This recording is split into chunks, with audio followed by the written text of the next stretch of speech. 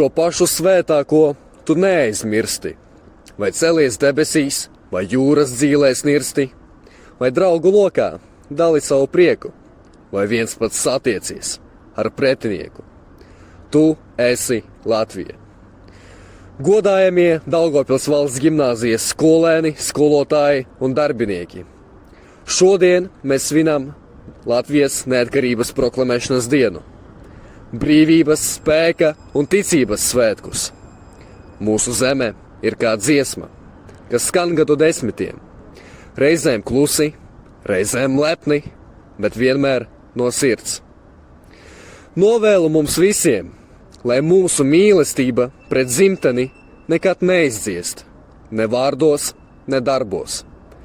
Lai sarkanbalts sarkanais stalti mastā plīvo mūžu mūžiem.